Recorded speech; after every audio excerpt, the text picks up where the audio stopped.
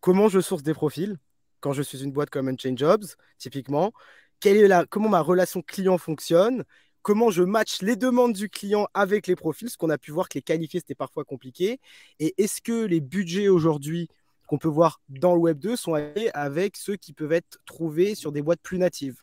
Bon, ça fait beaucoup de questions d'un coup. Commençons Ça par la fait pas mal première. de questions d'un coup, ouais. Mais Comment tu sources tes profils?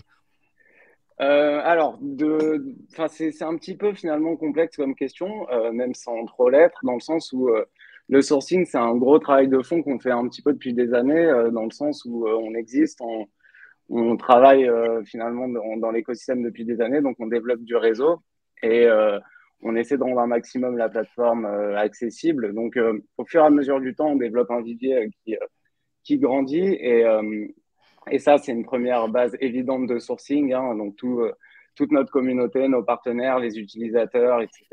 de la plateforme. Donc ça, c'est un vivier finalement qui est un petit peu là en continu et qui grossit au fur et à mesure. Derrière, on utilise aussi pas mal de campagnes sur les réseaux sociaux. Donc pareil, c'est plutôt une surcouche de ce que je disais avant, mais ça rentre quand même dans plus de la recherche active. On fonctionne aussi un petit peu au referral. On utilise également LinkedIn d'ailleurs pour le coup, et on travaille aussi avec des partenaires formateurs, que ce soit Alira pour les métiers Web3, mais également Le Wagon, O'Clock ou École 42 pour les métiers de dev plus traditionnels, Simplon aussi également pour les métiers du métaverse. Voilà, donc de façon générale, on a vraiment plusieurs leviers de sourcing, mais on réinvente pas la roue non plus et on essaie vraiment de garder la double casquette un maximum. Donc nos utilisateurs passe généralement en premier dans le sens où on aime bien connaître un petit peu notre audience et les gens qui utilisent nos services. Donc, on va toujours privilégier finalement les gens qui passent par notre site et qui postulent. Alors, c'est intéressant, juste quand tu as parlé des réseaux sociaux, tu as parlé de LinkedIn, mais tu sais, quand on pense Web3, on pourrait penser Discord, Twitter, ou même voir Reddit si je vais très très loin. C'est-à-dire que malgré tout, comme tu disais, tu réinventes pas la roue. Les profils qui sont sur le marché du travail, tu vas les trouver sur LinkedIn aujourd'hui.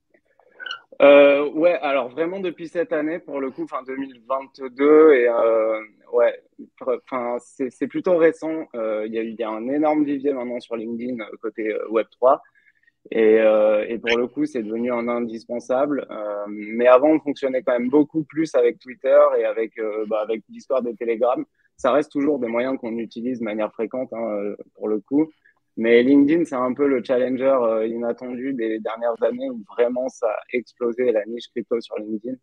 Et je pense que quand à l'époque on voyait ça comme un truc d'outsider, aujourd'hui on est quand même sur des gens qui sont expérimentés et qui partagent du contenu pertinent sur LinkedIn. Donc voilà, voilà, ça doit faire à peu près un an qu'on se sert de LinkedIn.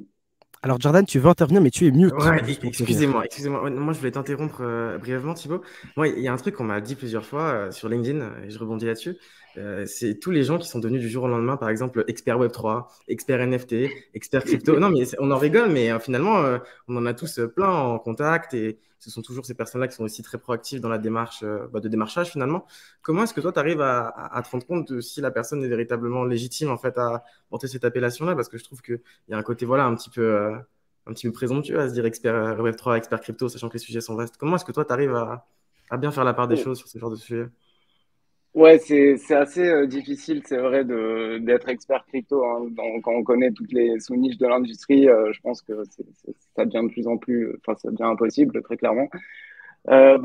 Pour le coup, moi, je vais fonctionner quand même pas mal au réseau, à savoir, finalement, en ayant été là les 5 dernières années, j'arrive un petit peu en voyant les connexions des gens à savoir si plus ou moins ils vont être legit. Mais je pense qu'il y a quand même un truc qui m'en passe, c'est l'expérience et le hands-on. Hein. Qu'est-ce que la personne a fait réellement dans les cryptos depuis? Et ça peut ne pas forcément être de l'entrepreneuriat, ça peut simplement être une adresse Ethereum qui va prouver que la personne a utilisé des protocoles depuis X années. Ça va la rendre crédible sur sa connaissance, pas forcément sur l'aspect métier, mais ça donne déjà un certain degré de crédibilité. Donc voilà, enfin, si je devais vraiment aller creuser pour trouver la légitimité de quelqu'un, ça sera en premier par son expérience et derrière peut-être justement par des trucs On-chain. plus on-chain qui, si on a un Hmm. doute, sont clairement des preuves.